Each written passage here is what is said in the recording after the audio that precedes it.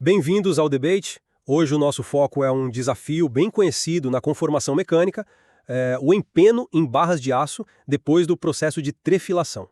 A gente está falando daquele processo onde você puxa o material através de uma ferramenta, né, a fieira, para reduzir o diâmetro, melhorar as propriedades. Só que o problema é que frequentemente a barra sai torta, empena. Isso é inaceitável em aplicações de precisão, como por exemplo hastes de amortecedores na indústria automotiva, onde o aço AISI 1045 é muito comum. Esse empeno, claro, gera refúgio, aumenta custo, impacta a produtividade. A nossa discussão hoje parte de uma análise bem aprofundada, na verdade uma dissertação de mestrado da UFMG, que usou simulação computacional pelo método dos elementos finitos, que é basicamente um modelo virtual, detalhado do processo, usando o software Deform 3D, para investigar as causas, desse empeno. Então, a questão central que a gente vai explorar é: qual fator no processo de trefilação realmente domina a causa do empeno? E o que essas simulações nos dizem sobre como controlar isso na prática? Eu vou defender a ideia que a simulação identifica de forma bastante clara o desalinhamento angular da fieira como fator preponderante. E eu vou argumentar que, olha, embora esse desalinhamento angular seja, sim, um fator de grande impacto, os resultados como um todo sugerem que outros parâmetros do processo não podem ser negligenciados. Vários deles, mesmo com um impacto individual menor ali na simulação, ainda levam a níveis de empeno que excedem as tolerâncias industriais, que são bem rigorosas. Portanto, uma visão focada demais no alinhamento pode acabar sendo insuficiente. A gente precisa considerar o sistema de forma mais integrada para ter um controle eficaz. Vamos então detalhar as posições. Bom, baseando-me nos resultados quantitativos apresentados no estudo, a minha posição é que o desalinhamento angular da fieira, ou seja, aquela inclinação dela em relação ao eixo da barra que está sendo puxada, é o parâmetro que exerce a influência mais desproporcional na distorção final da barra. A evidência principal vem direto da simulação. Um desalinhamento de 5 graus provocou um empeno simulado de algo em torno de 4,5%. Agora compare isso com os outros fatores que foram investigados isoladamente. Variar o ângulo de trabalho da fieira, aquele ângulo interno do cone da ferramenta, o coeficiente de atrito entre a barra e a fieira, ou mesmo partir de uma barra inicial com geometria imperfeita, ovalizada, com defeito superficial ou até mesmo curva. Nesses casos, a distorção simulada ficou consistentemente abaixo de 0,5%. A diferença é gritante, Mais de uma ordem de magnitude. A implicação industrial, para mim, parece clara. Se a gente quer reduzir o empeno de forma eficiente, o controle mais crítico a ser implementado é o do alinhamento angular da fieira. E a simulação por elementos finitos foi essencial aqui, porque permitiu isolar e quantificar a contribuição dominante desse fator, algo que é muito difícil de fazer experimentalmente com essa precisão. Olha, eu entendo a força desse número 4,5% de distorção, é realmente expressivo e sim, aponta para uma sensibilidade alta ao desalinhamento angular. Contudo, elevar esse fator à condição de único ponto crítico me parece uma simplificação, talvez baseada nas condições específicas que foram simuladas, Tem uma conclusão crucial no trabalho que a gente não pode ignorar. Praticamente todos os parâmetros avaliados individualmente, mesmo aqueles que resultaram em distorções bem menores que 4,5%, ainda assim geraram um empeno final acima do limite de retiliniedade aceito na indústria. E esse limite é extremamente apertado, algo como 0,1 milímetro de desvio a cada 100 milímetros de comprimento, o que dá 0,1%. É uma tolerância muito fina citada por Couto em 2011. Então, o que isso significa na prática? Significa que mesmo uma variação pequena no ângulo de trabalho da fieira, ou no atrito, ou uma barra que entra no processo já ligeiramente curva, que foi simulada com um raio de 600 milímetros e deu 0,3% de distorção, já pode ser suficiente para reprovar o produto final. Portanto, uma estratégia de controle de qualidade robusta não pode, vamos dizer assim, apostar todas as fichas só no alinhamento angular. É preciso uma abordagem mais holística, buscando otimizar também o ângulo da fieira, o controle da lubrificação que afeta o atrito e, claro, a qualidade geométrica do material que entra no processo. Qualquer um desses fatores, ou talvez a interação entre eles, pode ser o elo fraco que leva à não conformidade. A simulação é poderosa, sem dúvida, mas precisamos ter cautela ao usar os resultados dela para descartar a relevância prática de outros fatores importantes. Você traz um ponto relevante sobre a tolerância industrial ser muito rigorosa, e eu concordo que os outros fatores simulados também resultaram em níveis acima desse limite. Mas a questão aqui é de escala do efeito, e por consequência de prioridade na alocação de recursos para controle, A disparidade entre o efeito do desalinhamento angular, esses 4,5%, e os demais que ficaram abaixo de 0,5%, sendo que a curvatura inicial foi o segundo maior com 0,3%, é muito grande para ser ignorada. E as simulações mostram mais do que só o valor final do empeno. Elas revelam a causa subjacente. No caso do desalinhamento angular, o que se observa é uma simetria muito severa nos perfis de tensão residual longitudinal ao longo da seção transversal da barra. Daí, depois que o material sai da fieira e ocorre o que a gente chama de retorno elástico, o springback, essa distribuição assimétrica de tensões é o que causa a curvatura acentuada. Essa assinatura de tensões é qualitativamente diferente e muito mais drástica do que a que foi observada nos outros casos. E é interessante notar também, como um suporte a essa especificidade, que um desalinhamento puramente transversal, de 5 milímetros, ou seja, a barra entrando deslocada lateralmente, mas ainda paralela ao eixo da fieira, teve um efeito mínimo no empeno final, segundo a simulação. Isso reforça que não é qualquer desalinhamento, mas especificamente a inclinação angular que dispara esse mecanismo de empeno mais severo. Certo. A distinção entre o efeito angular e o transversal ficou bem marcada nos resultados. E a análise das tensões residuais é um ponto forte da simulação para entender o mecanismo. Concordo. No entanto, ainda me preocupa um pouco a generalização a partir de um único valor de desalinhamento angular testado, 5 graus. Afinal, 5 graus é um desalinhamento considerável, né? Qual seria o impacto de ângulos menores, digamos, 1 ou 2 graus, que talvez sejam mais comuns ou mais difíceis de detectar na prática industrial? A relação é linear? Ou será que existe um limiar a partir do qual o efeito dispara? A própria dissertação aponta, inclusive, a necessidade de investigar outros valores como trabalho futuro. E, além disso, não podemos minimizar o impacto da geometria inicial. O fato de uma barra entrando já curva, simulando ali o efeito de um rolo de matéria-prima com raio de 600 milímetros, gerar sozinha 0,3% de distorção, isso é 3 vezes o limite de tolerância industrial de 0,1%, mostra que a condição do fio-máquina é, sim, um fator muito relevante. A qualidade não começa só na fieira, né? Se o material já entra torto, o processo de trefilação pode até piorar a situação, mesmo com a fieira perfeitamente alinhada. Entendo a ressalva sobre usar um único ponto, os 5 graus. De fato, seria ideal ter uma curva de sensibilidade, claro. Mas a magnitude da resposta nesse ponto, esse salto para 4,5%, sugere fortemente que o sistema é intrinsecamente muito sensível a esse tipo de perturbação angular. Talvez mais do que a outros fatores, mesmo pensando em ângulos menores. Mas vamos voltar ao seu ponto sobre todos acima do limite.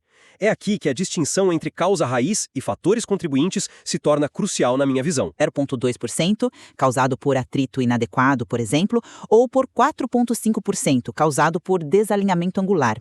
Em ambos os casos, o lote está fora de especificação, certo? A simulação mostra que a tal condição ideal, barra perfeitamente reta, alinhamento perfeito, atrito ótimo e constante, ângulo de fieira ideal, é um cenário teórico muito difícil a garantir 100% do tempo na realidade industrial.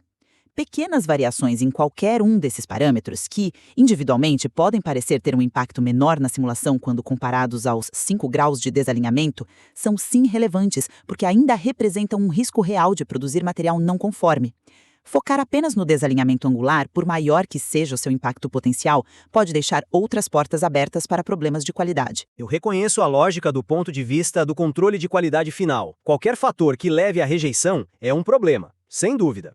No entanto, a abordagem para mitigar esses problemas deve ser estratégica. O desalinhamento angular, pelos resultados apresentados, parece ser o único fator capaz de causar uma falha que eu classificaria como sistemática e de grande magnitude. Os outros fatores parecem contribuir de forma mais gradual, ou talvez sejam mais sensíveis a flutuações, entende? Controlar o ângulo da fieira, o atrito e a geometria inicial é importante, claro, para o refino da qualidade, para garantir que o processo opere consistentemente dentro daquela janela estreita de tolerância.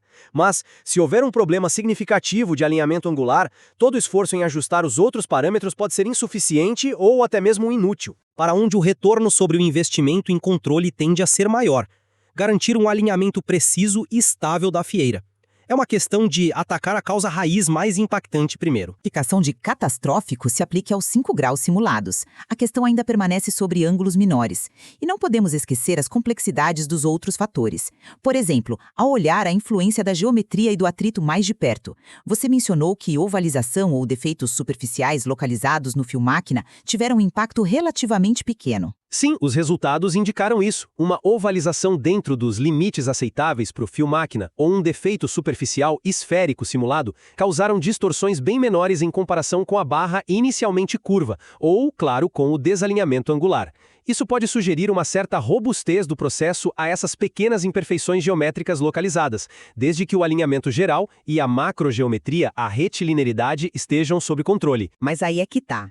A macrogeometria, a curvatura inicial, teve sim um impacto relevante de 0,3%, e a interação entre essa curvatura inicial e outros fatores, como o ângulo da fieira ou o próprio desalinhamento angular, mesmo que pequeno, isso não foi explorado a fundo. Pode haver efeitos acoplados aí. E sobre o atrito, tem um detalhe intrigante nos resultados. O coeficiente de atrito simulado de 0,1 resultou numa distorção maior do que coeficientes mais altos de 0,2 e 0,3. Isso é um pouco contraintuitivo, né? Porque geralmente se busca minimizar o atrito na trefilação. Esse comportamento não linear sugere que a relação entre lubrificação, atrito e empeno é mais complexa do que parece. Não é simplesmente menos atrito é sempre melhor. Pode existir uma janela ótima de atrito, e desvios para mais ou para menos podem aumentar o empeno. Isso reforça a necessidade de um controle cuidadoso e uma compreensão mais profunda da tribologia do processo, não podendo ser relegado a um segundo plano, em favor exclusivo do alinhamento. Esse ponto sobre a não linearidade do atrito é realmente interessante e demonstra a complexidade do sistema, exigindo uma otimização cuidadosa da lubrificação, como você bem disse. E sim, eu reconheço que a interação entre parâmetros é uma fronteira importante para a investigação futura, algo que a própria autora sugere na dissertação. Isso nos conecta diretamente à questão da validade e das limitações inerentes a qualquer modelo de simulação, né? Exatamente. É fundamental termos essa discussão crítica sobre o modelo em si. O estudo faz uma comparação importante. Ele simula o caso base, alinhado, reto, m igual a 0,1, usando tantas propriedades do material da biblioteca padrão do software Deform, quanto propriedades obtidas de um ensaio de tração real do fio-máquina AISICE 145 utilizado. Embora os resultados finais de distorção tenham ficado ali na mesma ordem de grandeza, 0,2% de empeno previsto com o material Deform, contra 0,05% com o material real ensaiado, as curvas de escoamento tensão versus deformação mostraram diferenças. E, consistentemente, o material da biblioteca resultou em previsões de maior distorção. Além disso, a própria autora levanta a possibilidade de fatores numéricos, que são artefatos da própria simulação, como a forma ou o tamanho dos elementos da malha usada para discretizar a barra no computador, poderem estar contribuindo para a distorção calculada, mesmo em casos que deveriam ser perfeitamente simétricos, como o caso base, alinhado e reto. A sugestão de testar diferentes refinamentos de malha como trabalho futuro indica que devemos ter cautela com os valores quantitativos absolutos de distorção previstos. A simulação pode ser excelente para mostrar tendências e comparar cenários, mas o número exato, como aquele 4,5%, pode ter uma margem de erro associada ao próprio modelo computacional. Concordo plenamente que toda simulação é uma aproximação da realidade e carrega suas limitações. A validação experimental e a análise de sensibilidade a parâmetros numéricos, como a malha, são etapas cruciais em qualquer trabalho sério de modelagem, e é positivo que a dissertação reconheça isso e sugira essas investigações futuras. No entanto, eu defendo que o modelo, mesmo com essas ressalvas, foi capaz de cumprir seu objetivo principal, identificar as tendências relativas e a ordem de magnitude dos efeitos dos diferentes parâmetros do processo de forma correta e extremamente útil para o entendimento do fenômeno. A comparação com os dados do material real, apesar das diferenças, mostrou que o modelo captura o fenômeno geral do empeno e a influência dos parâmetros de forma qualitativamente correta. A literatura existente sobre trefilação e tensões residuais também corrobora a influência significativa do ângulo da fieira e a natureza dos perfis de tensões que foram observados. A simulação forneceu insights sobre mecanismos internos, as tensões, que seriam muito difíceis, caros ou até impossíveis de obter só com experimentos, especialmente para isolar o efeito de um único parâmetro, como o desalinhamento angular. O reconhecimento das limitações não invalida a principal conclusão sobre a criticidade do alinhamento angular, apenas nos lembra de aplicar os resultados com o devido rigor científico. Portanto, para recapitular minha posição, a análise detalhada via simulação numérica apresentada neste trabalho fornece fortes evidências de que o desalinhamento angular da fieira é o fator mais crítico que impulsiona o empeno em barras trefiladas de aço AISI 1045. Embora outros parâmetros como o ângulo da fieira, atrito, geometria inicial também contribuam e precisam ser controlados dentro de limites operacionais aceitáveis para atender às tolerâncias finas, O controle preciso do alinhamento angular representa a alavanca de maior impacto para obter ganhos substanciais em qualidade e reduzir refugos. Do ponto de vista de engenharia de processo, os esforços de controle e manutenção devem ser prioritariamente direcionados para garantir e monitorar esse alinhamento. E eu concluo reiterando que a análise multifatorial apresentada, mesmo que via simulação, pinta um quadro mais complexo e interdependente. O desalinhamento angular é, inegavelmente, um parâmetro de altíssima sensibilidade, como a simulação dos 5 graus demonstrou de forma dramática. Contudo, focar exclusivamente nele e negligenciar o controle rigoroso dos outros fatores, o ângulo de trabalho da fieira, a otimização do atrito, considerando sua possível não linearidade e a garantia da qualidade geométrica do fio-máquina que alimenta o processo, é uma estratégia incompleta e potencialmente arriscada. Os resultados indicam que desvios em qualquer um desses parâmetros podem, por si só, ser suficientes para tirar o produto final das especificações dimensionais extremamente restritas exigidas pela indústria. A simulação numérica é uma ferramenta indispensável para guiar a compreensão e a otimização, mas seus resultados, especialmente os quantitativos, precisam ser interpretados com discernimento, integrados ao conhecimento prático do processo e não devem substituir uma abordagem de controle de qualidade verdadeiramente holística e abrangente.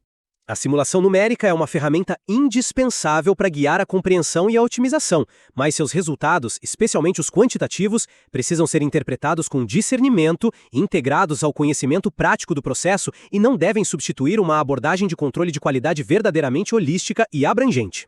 Concordamos, então, que o material-fonte analisado oferece uma contribuição valiosa ao destrinchar a complexa interação entre os diversos parâmetros da trefilação e sua ligação com as tensões residuais que, por fim, causam um empeno. A simulação numérica se mostra um caminho poderoso para investigar e potencialmente otimizar processos industriais que envolvem deformação plástica complexa. Sem dúvida. E nossa troca de ideias aqui ressalta que, apesar dos insights importantes obtidos por essa simulação específica, ainda existem nuances a serem exploradas e uma necessidade contínua de validar os modelos com dados experimentais e refinar os próprios modelos numéricos, né? As sugestões de trabalhos futuros mencionadas na dissertação, como investigar outros ângulos de desalinhamento, a influência da densidade da malha ou mesmo a interação entre parâmetros, são um testemunho dessa necessidade. A compreensão mais profunda e robusta emerge justamente quando consideramos essas múltiplas perspectivas sobre os dados, reconhecendo tanto a força das conclusões quanto as limitações inerentes à abordagem utilizada.